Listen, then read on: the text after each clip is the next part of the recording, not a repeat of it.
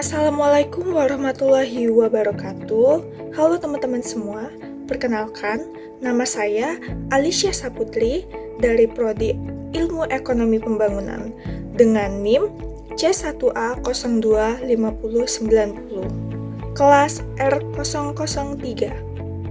Di sini saya akan membahas tentang konsep dasar ekonomi, yaitu yang mencakup pengertian, ruang lingkup ekonomi, masalah pokok ekonomi, dan juga hal-hal yang mempengaruhi ekonomi. Lalu kita akan membahas tentang hukum penawaran dan juga hukum permintaan. Nah, apa sih ilmu ekonomi itu? Ilmu ekonomi adalah studi yang membahas bagaimana masyarakat atau individu untuk mengelola sumber daya yang terbatas untuk memenuhi kebutuhan yang tidak terbatas. Namun, secara literasi, definisi ekonomi adalah tata aturan rumah tangga atau pengelolaan rumah tangga. Jadi, ilmu ini mempelajari tentang perilaku manusia dalam memenuhi kebutuhannya dengan sumber daya yang terbatas, mencakup produksi, distribusi, serta konsumsi barang. Selanjutnya ada ruang lingkup ekonomi. Yang pertama adalah ekonomi mikro. Ekonomi mikro ini berfokus mempelajari bagian-bagian kecil dari kegiatan ekonomi, seperti teori permintaan, penawaran, perilaku konsumen terhadap produsen, serta penentuan harga barang. Yang kedua adalah ekonomi makro. Ekonomi ini berfokus mempelajari perekonomian secara keseluruhan atau skala besar. Contoh topik pembelajarannya yaitu pertumbuhan ekonomi, inflasi, perdagangan internasional, serta pendapatan internasional. Selanjutnya ada yang namanya masalah pokok ekonomi. Nah, jadi ini terjadi dari beberapa faktor. Yang paling utama adalah tidak adanya pengganti bahan dasar atau bahan pokok, sehingga yang mengakibatkan kelangkaan. Yang mengakibatkan yang pertama adalah kemiskinan, banyaknya penduduk yang tidak mampu memenuhi kebutuhan dasar. Yang kedua adalah pengangguran atau angkatan yang tidak memiliki pekerjaan. Dan yang ketiga, ketimpangan ekonomi. Serta yang keempat adalah pertumbuhan ekonomi rendah, laju pertumbuhan produk domestik bruto atau PDB yang melambat.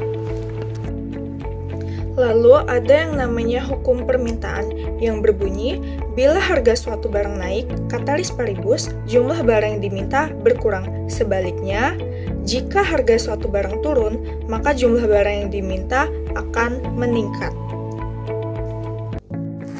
Lalu ada yang namanya faktor mempengaruhi permintaan. Yang pertama, harga barang. Yang kedua, pendapatan konsumen. Yang ketiga, jumlah konsumen atau penduduk. Yang keempat, selera atau preferensi kebiasaan konsumen.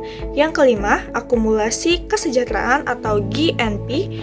Dan yang keenam adalah perkiraan masa depan yang mencakup harga, pendapatan, serta kesejahteraan.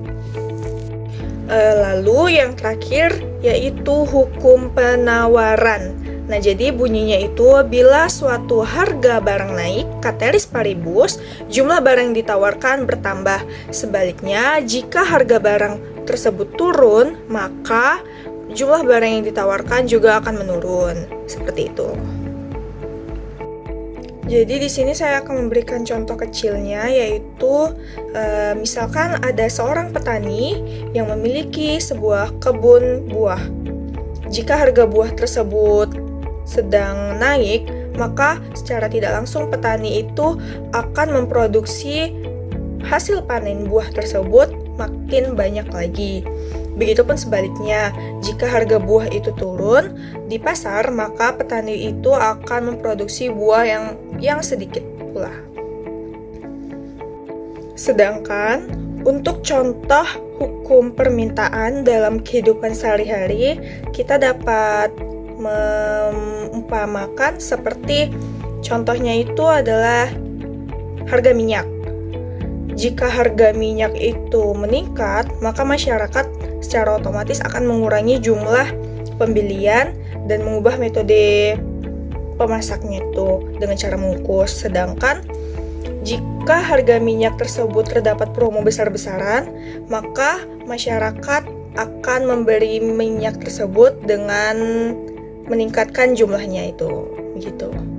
Sekian dari materi yang dapat saya jelaskan pada kali ini.